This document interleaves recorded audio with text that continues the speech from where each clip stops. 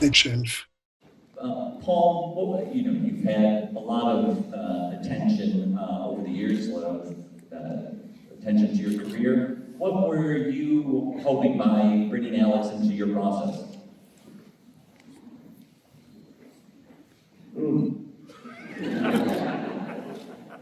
Well, I guess I felt, well, first of all, admiration for Alex as a documentarian. So the opportunity to have my life and career chronicled by someone who was a gifted artist was a great opportunity to accomplish that. It's somewhat against my natural inclination to be filmed, to look at it. But I'm glad that what I did or didn't do is now there, and that's a good feeling. Well, it strikes me that there's a trust that you have to develop and invest in anyone who's coming to interview you or tell your story. It's your story, but you're letting Alex interpret it. And I wonder how you feel about giving over that trust. Well, if you have great respect for someone as an artist, then I think that inherent in that is a feeling that they will see the truth. And having the truth about me depicted by an observer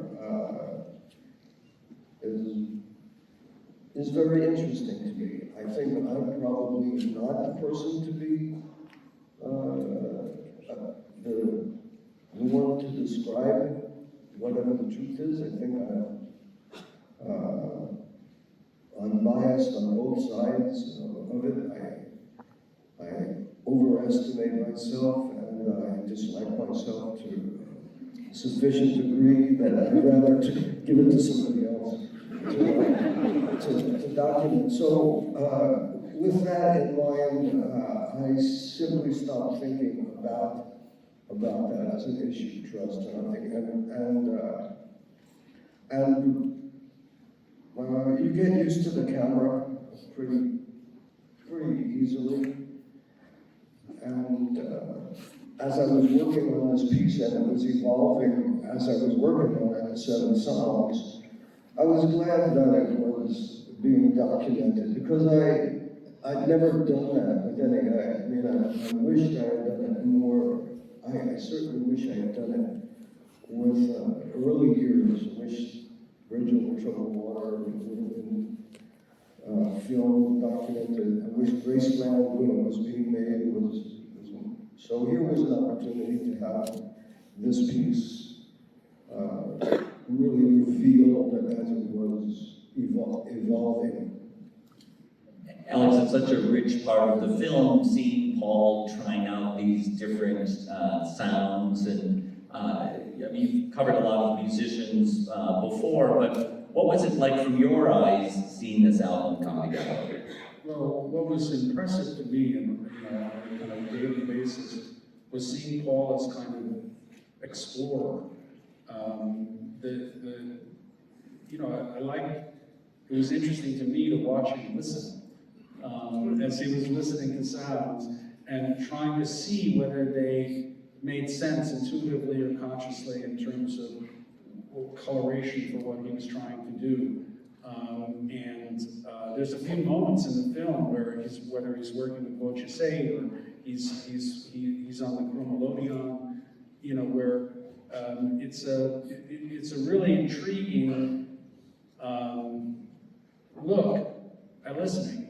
So that was the turn on for me, and it was seeing that sense of curiosity, and also it hadn't really occurred to me before, at least from my perspective, and Paul can express it better than I can, but from my perspective, Paul's process is a kind of combination of mindfulness, that is to say, letting stuff flow through you, and also very conscious and finely honed skill in terms of being able to find that balance. And that grade of a working method was really intriguing and interesting and powerful. So Paul, we see in the film the making of Seven Psalms. Now here we are 3 months since it's been released into the world and people are experiencing this music. I wonder how you feel about it now, or how you sense other people engaging with it.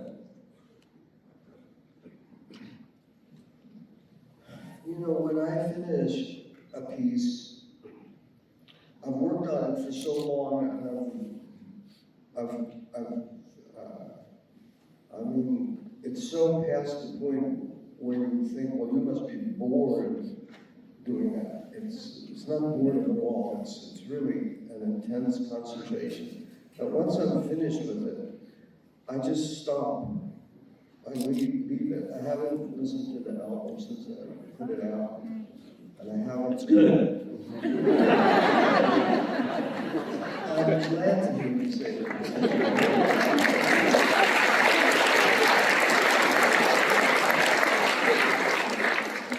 I haven't seen the film yet. I will get up the courage to watch it, no doubt. It's also good.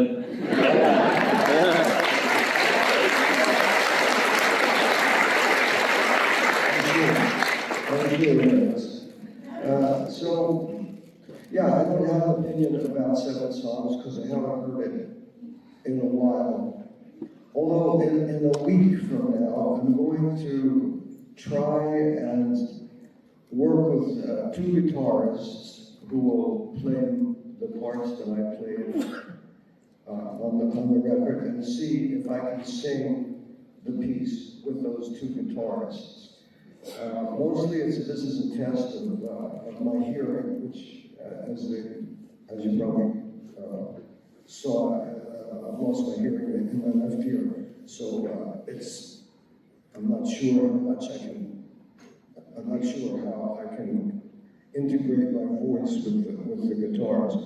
But I'll have a chance to revisit a piece. Usually when I finish an album, or in the past, I went and toured with it. And then that gives you the opportunity to re-investigate the piece of work. And then it evolves to another step. It goes further. But in this case, that's not likely to happen, although I hope it will happen. So when I finish with that, I'll answer your question. I'll call you next week. Come down and hear my answer.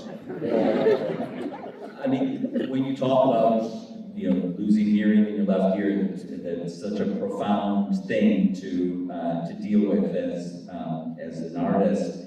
And I wonder what you've, kind of learned in the acceptance of that, or non-acceptance of that, or just dealing with it. It's a really big piece of information. I haven't fully digested it.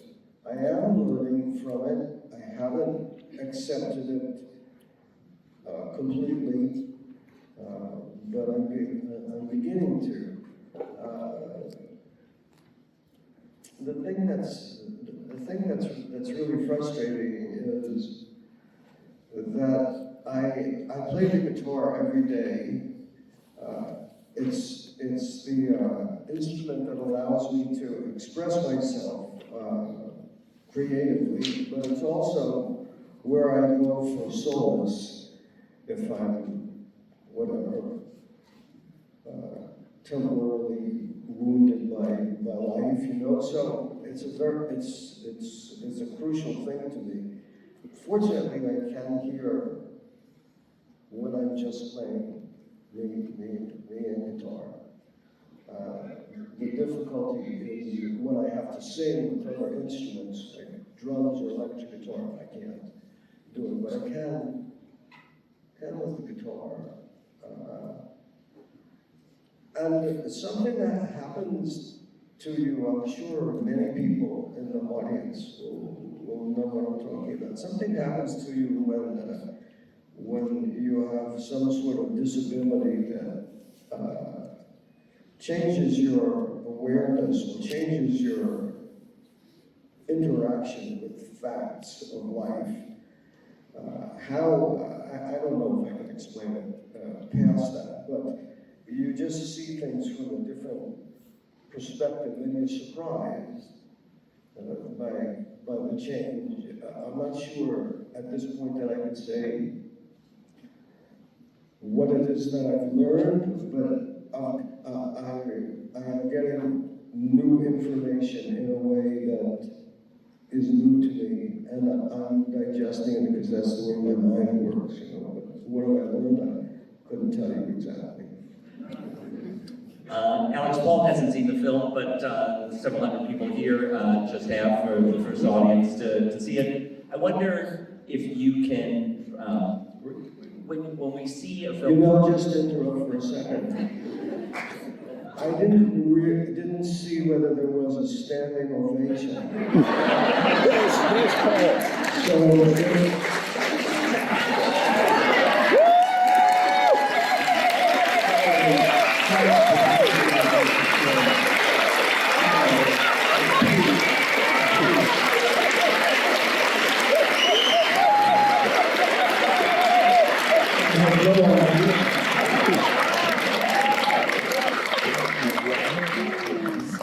today's my birthday.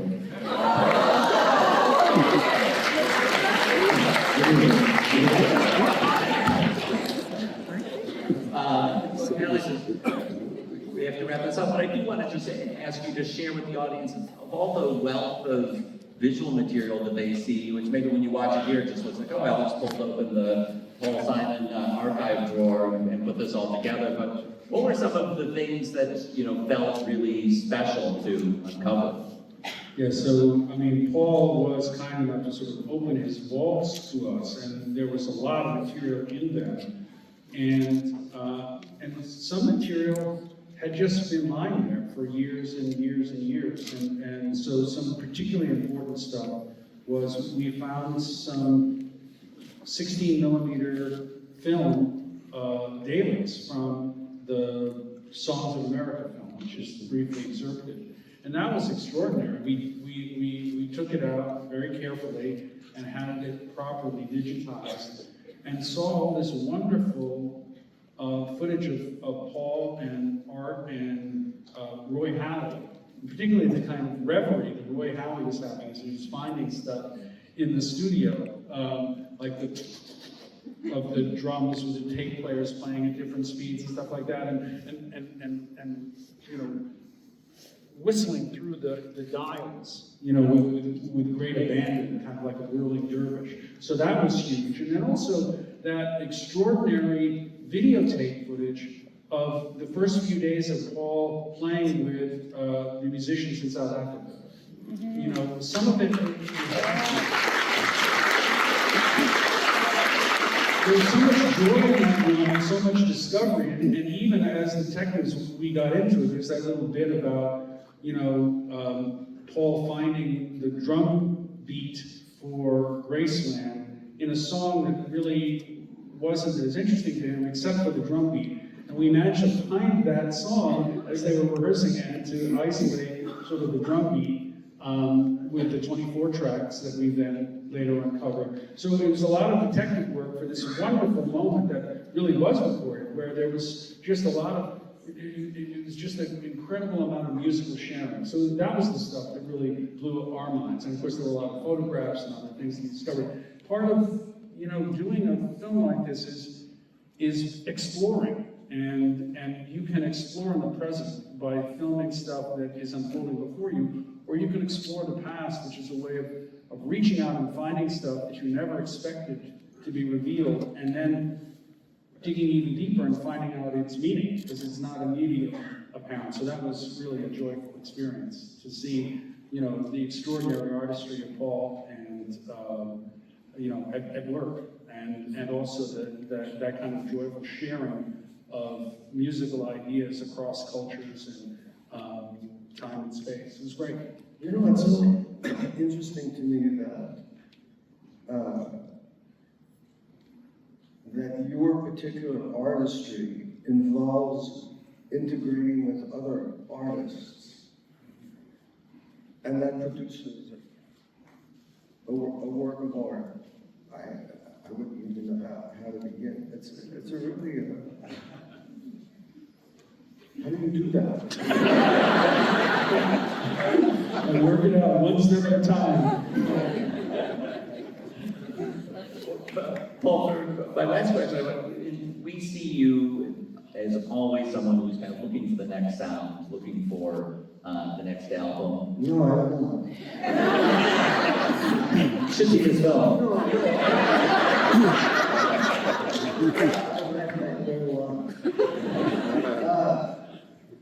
No, I shouldn't have said no. Yeah, Pete, I have been described that way, but it's not actually the way I think or act. I'm not looking for the next sound, or I'm not. What happens with me is that one piece of work, when I'm working on it, has an element that's either particularly of interest to me or is not fully explored. And when I leave that piece of work, when I begin the next piece of work, whenever that happens, and it seems to happen on a basis that's regular, I go to the part that I didn't fully explore, and I begin to work on that. I'm not looking around for ideas or I'm not searching. It's the completion of an idea that I left into what was to me an incomplete version in the previous work. So that's how things keep evolving for me. Otherwise, it's much more passive than what you're describing. Although I know that I've been described the way you just did. But I'm correcting that. But you have been writing. I've written one new song, and I have guitar forms for several others. And not that this is a habitual thing, but the other night I dreamed again. I guess this must have happened all through my life that I dream stuff, but I never really remembered or paid attention. But the other night I dreamed that it would be a good idea if I wrote a song called "It's What's His Name." But that's not the song that I wrote. The song that I wrote is called "When I Learned to Play Guitar." But I don't know what, if anything, I'll ever do with that. Well, it's out there in the world now. It's been such an extraordinary, almost 4 hours for all of us to take this journey through your career. You must be exhausted. It's like you've got a lot of energy. We're super grateful to you. Thank you so much. Thank you all for being Thom.